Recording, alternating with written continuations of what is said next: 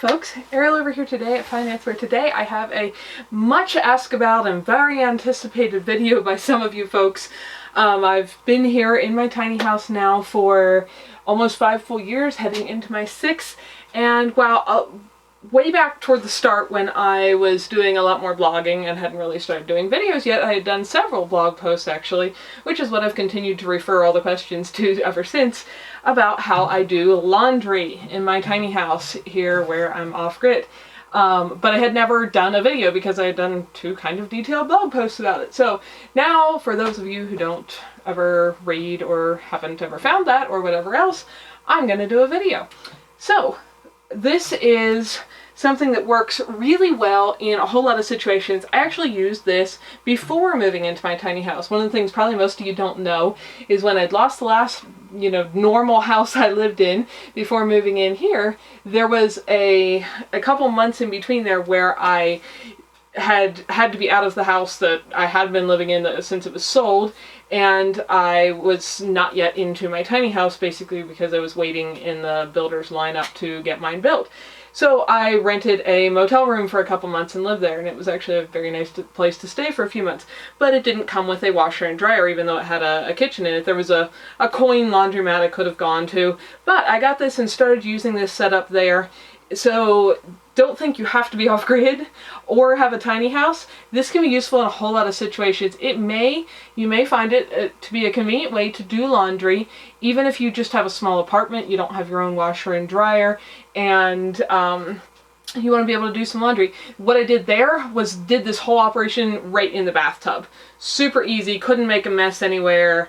Worked great. That's what I did there. I don't have a bathtub here, so in the winter, which it is right now, it's below 0 out there, this is what I do, and I usually do it right here so it can drain into my sink. If it was summer, I do the exact same thing. I just go set it outside, either on the porch or off on like my little bench by the swing.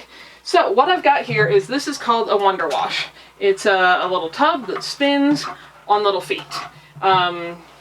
This is very, very simple to use. You can read the instructions like a single page on the manufacturer's website if you want, but basically a full load, this isn't going to do massive loads, is about 5 pounds. So I thought I'd show you guys. I don't normally stuff all of my laundry in a grocery bag, but I was trying to figure out how to weigh it because I don't normally. I've done this enough I can just eyeball it. But see how many pounds I actually had here. I'm going to use my handy dandy little antique scales. That very overflowing grocery bag is just about exactly 5 pounds. So you can't do a whole lot more than that at once. If I am going to do something like wash all of my sheets or blankets, I would either take those to the laundromat, or often I can take them to a friend's place and wash them. Back when I had an apartment with a washing machine and dryer and some of my friends didn't, I had several people who came over and did their laundry at my place, kind of build up some goodwill and some exchange, and now there's some people's places who have those big machines that I could take my stuff to. So I wouldn't do all of your bedding and sheets and the covers on my couch and all that kind of thing in here. They are too bulky for that. But for all of your, shirts, t-shirts, pants, underwear, scarves, socks, all that kind of thing, works great in here. So let's get going. For the wash, you can certainly wash in cold water or in hot water. It's kind of up to you. Like any other kind of washing machine, hot water works a little better. So I actually have, it's not quite hot yet, I'm going to boil a little bit here, so I have some hot water, and I'm going to add some cold water as well.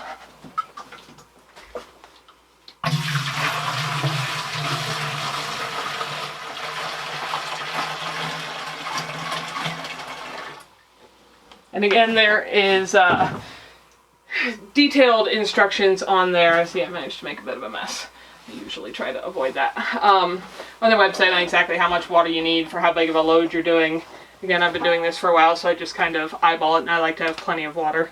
And I'm just pouring water out of my big jug because there's not much of a reason to pour the water into my water tank and then run it out of my sink.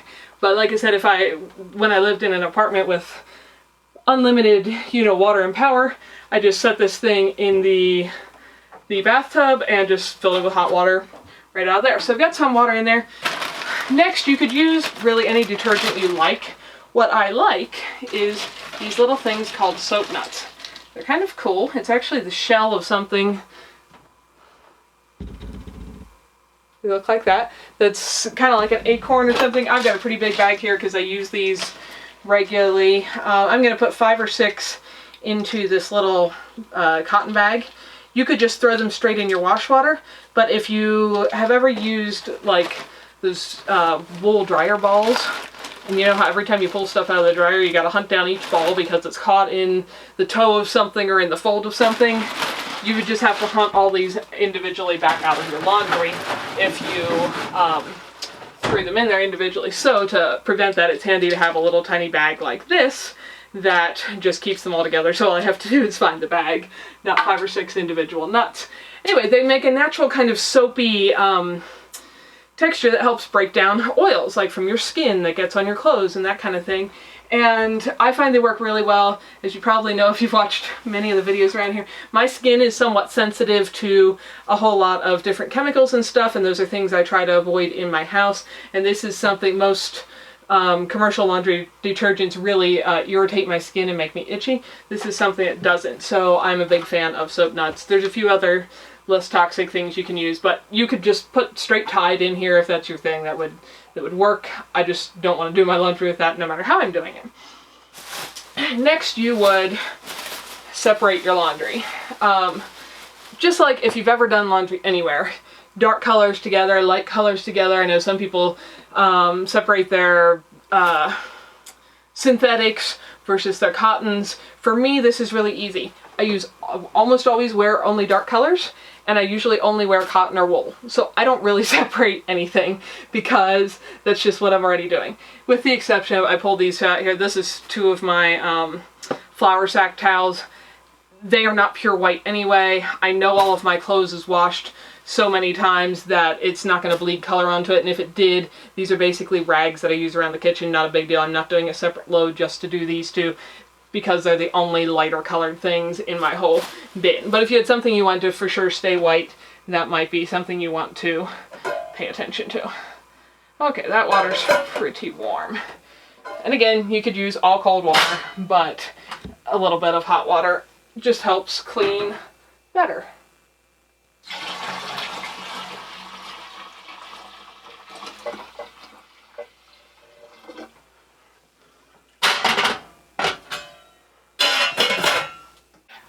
So I've got my water in there, my detergent in there.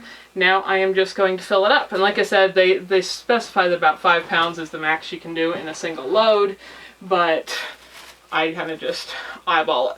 And so, for example, what is 5 pounds? That's 2 of those big flour sack towels, a tank top, a t-shirt, another t-shirt. Oh, let me show you while I'm thinking about it.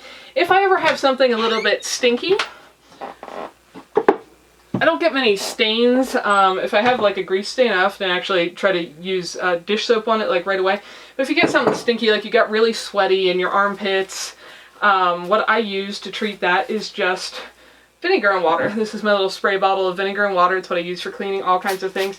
But you can just go right to the armpit area and give it a few spritzes.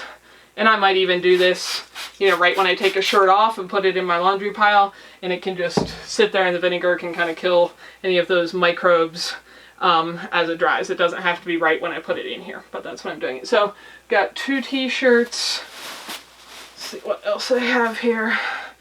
3 t-shirts, a sweatshirt, 1 pair of socks, 2 pair of socks, another sweatshirt, and that one is wool, and so are the socks. The soap nuts are very gentle on wool products. Another t-shirt, 2 more of them, another pair of socks. This is the time of year when I wear a lot of socks for different things, so that's 4 more pairs of socks. And part of the reason I haven't got around to doing a video before this, a rag, another pair of socks. Let me try to talk about one thing at a time. Another t-shirt, another pair of socks, and you gotta actually just push it down there a little bit so it soaks into the water. Another t-shirt, 1 more, And I could do that pair of jeans in there, but I actually think that's full enough. I'm going to save them for the next load. But that was a lot of t-shirts, a lot of pairs of socks. So you could easily do a couple pairs of jeans, a couple pairs of t-shirts, socks, and underwear, whatever in there at once. Part of the reason it's been this long and you guys have not seen a video is I don't do laundry that frequently. I just don't. As you probably saw when I opened this door, this is like my half-worn clothes. Like if I put on a skirt, go have dinner with somebody, come home, it's not dirty. I hang it up, I mean, unless I spilled food all over my lap, hang it up and I'll wear it the next time. And if I'm like cutting firewood, and I'm going to do that 2 days in a row and my pants are covered with sawdust, I shake them out outside, hang them up, and put them back on the next day because I'm not going to be more than 5 seconds into my job before they're covered in sawdust again.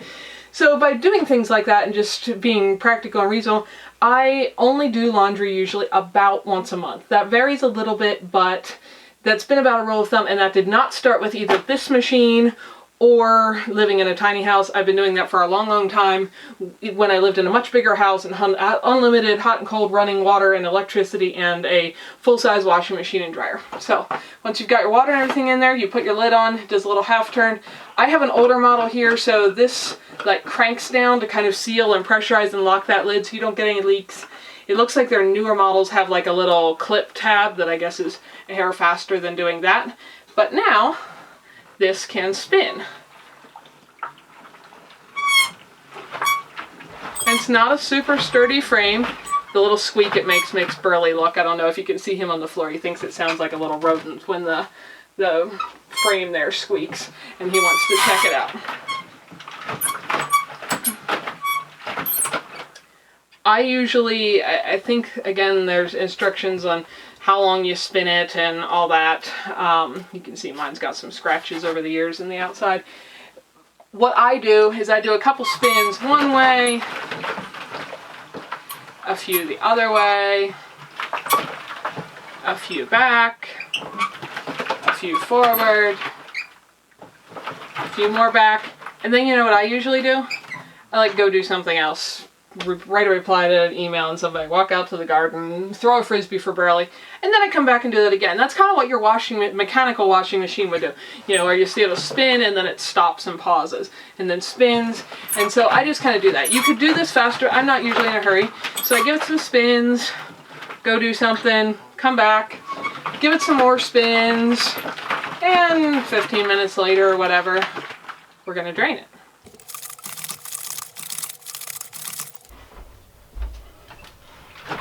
Okay, been doing other stuff, gave it a few spins a couple times like I mentioned. Come back. One thing I did want to mention, if you get this going really fast, you're like, ooh, just gonna get it cranking. Hear how there's no sloshing sound anymore?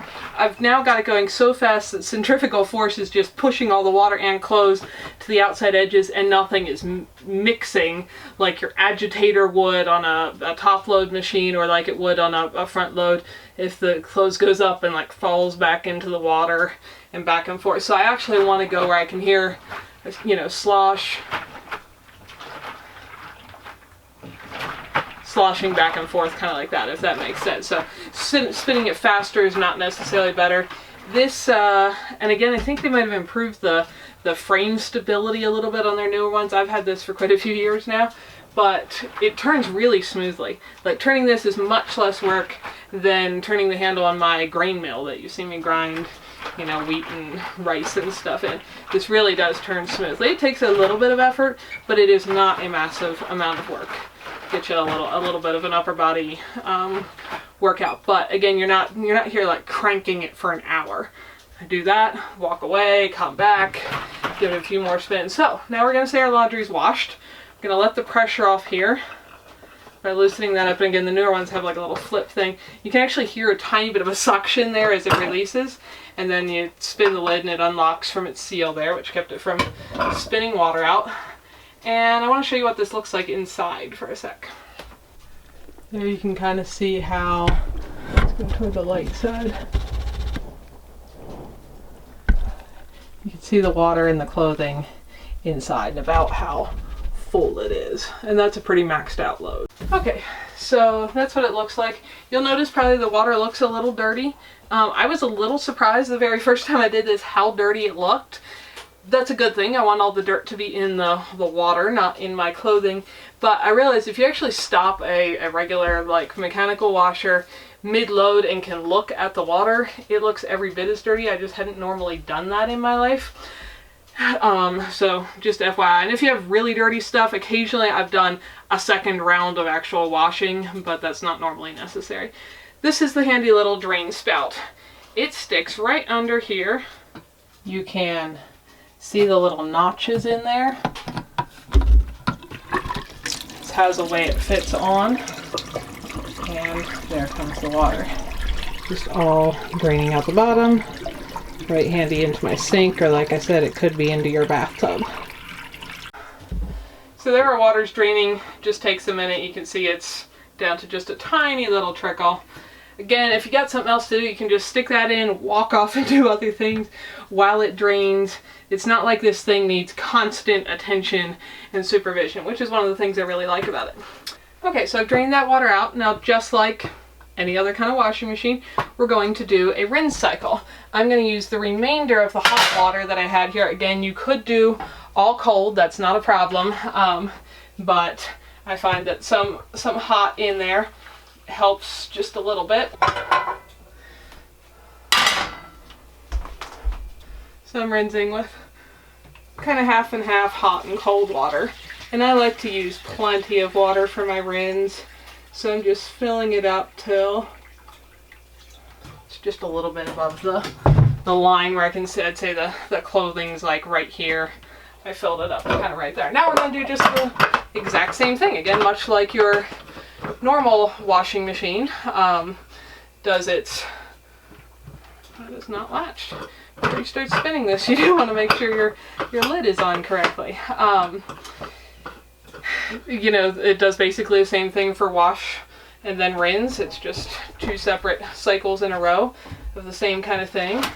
So again, I'm going to do the spin it a couple times, spin it the other way, nice and slow, spin it a little more, walk off, do something, come back, do it a couple more times, and then we're going to drain our rinse cycle.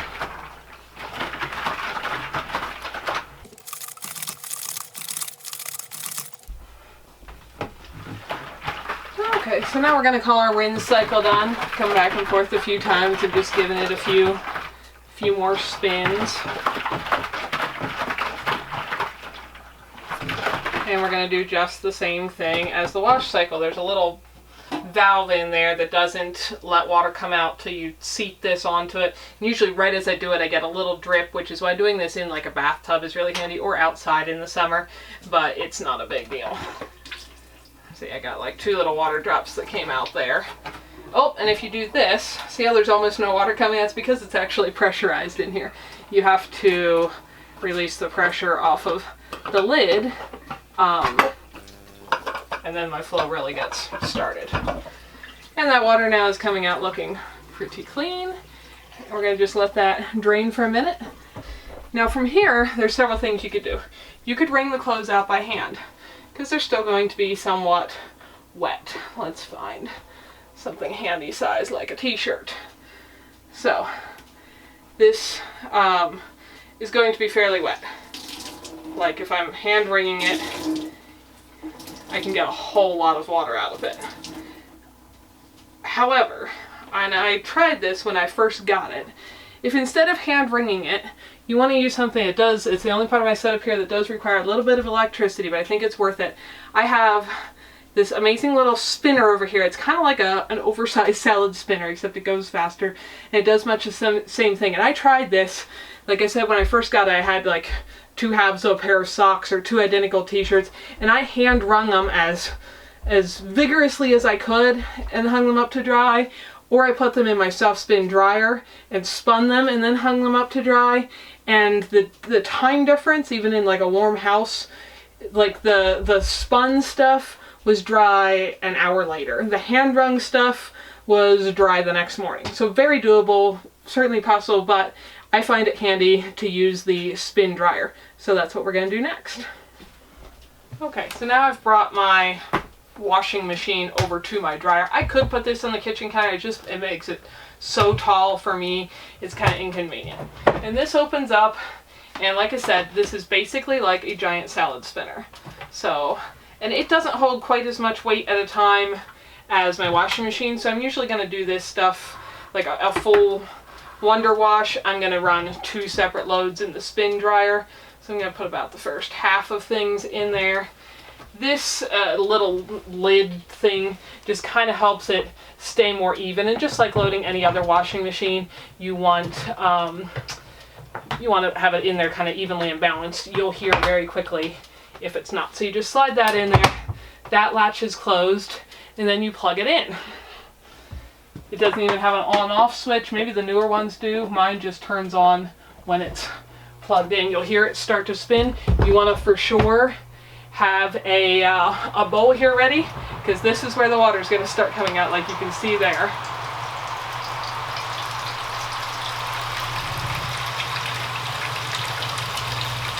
And it fits really nicely. I have a bowl shape into there. You can hear it spinning faster and faster. That's all the more vibration it's getting. If you, like I said, like with any other washer or dryer, if it's really unbalanced, you will hear it and it will start to rock, and you just adjust where the things are. So that's got that much water out of there. I usually let it go till that trickle slows down even a little more.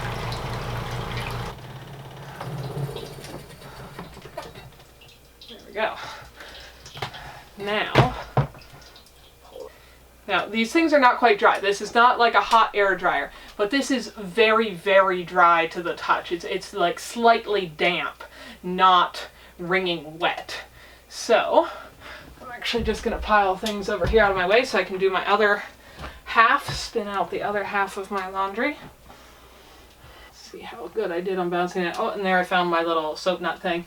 And these, you can reuse these soap nuts. I use them for usually at least 3 or 4 loads of laundry. I'm just going to set it over there in my sink drain board to let it dry out and reuse.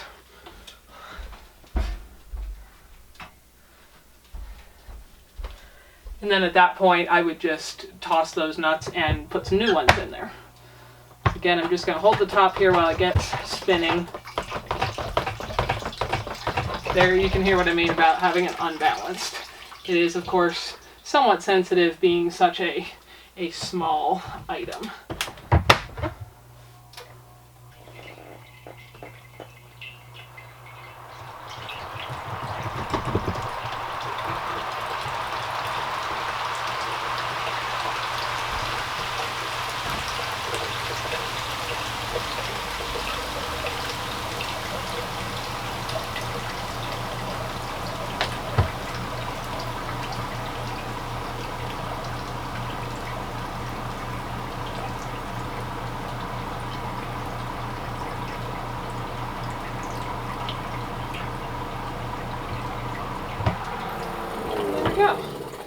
All done with our spin dryer.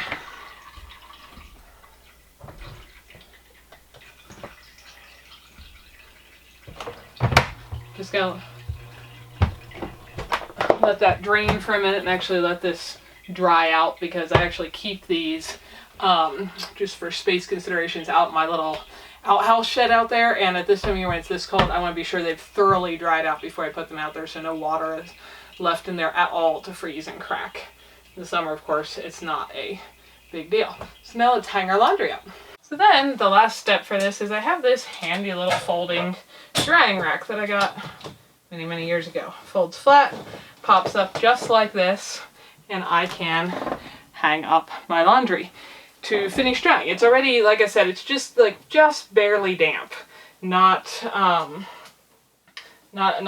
sopping wet or anything. And in the summer, of course, I have a wash line out there between 2 trees, and I use that. And yeah, you can hang laundry on a wash line even when it's below freezing, even when it's below 0, like it is currently, but it doesn't make it much fun just because you can do it. So I prefer to, when it's that cold, just do this inside. And even in the summer, I will hang up a lot of my things that I don't want to fade in the sun indoors anyway. Our climate here is very, very dry. Heating with a wood stove is very, very dry. So this all works really well. In a couple hours, everything here will be dry and I will be putting it away. So hopefully that is able to answer some of the questions I've got about how you could do laundry if you're off-grid, or even if you're on grid and not in a tiny house at all, and so on. One of the big advantages, people ask, well, does it get things clean? I think if you look at the reviews of this washing machine, you will find that generally people agree that it gets their clothes at least as clean, if not cleaner, than a standard, electric washing machine. Also, I have a lot of wool things like socks and sweatshirts and such. It's much easier on them, and the things last longer if they're not run through especially a mechanical dryer. That's just very hard on clothing. All that lint, when you clear out a dryer vent and there's lint, that is little bits of your clothing that have come apart and that you're now throwing away, and that's part of wearing out your clothes. So it's overall easy on your clothes. They last longer. They get just as clean. It's not that much work. It's partly why it took me so long to get around to bothering to make a video, because it's just a lot of little back and forth. Do this, turn that, walk away, do something else, give it a spin again, walk away, hang the laundry up. Now it's dry. Now I'm going to just fold it and put it in my cupboard, and it's really not complicated. So again, if I've got something huge, like if I want to do all of my bedding and wash a blanket and that kind of thing, I will take that to a bigger washing machine that can handle it, because that little spin washer isn't quite going to do that. But otherwise, this is a really good setup that lets me not use hardly any electricity, just a tiny bit for that spin dryer. And again, if you just want to be more patient, the other factor there is not just the patience. The clothing stays a little softer when it's spun really dry versus getting really stiff if it, if you hang it out in the sun when it's really, really sopping wet. So you get a little more of that texture of having an air dryer, but you can certainly hand wring out clothes and, hang them up to dry, spread them out. Got a friend who does all their laundry and they hang it, they don't even have a rack like this. They kind of hang it over the back of a few chairs and over a loft rail and call it good. That's where they dry their laundry. So lots and lots of options, not a big deal, and hopefully that answers the laundry questions. If there's something I failed to address, feel free to ask down below, and you all have a wonderful day.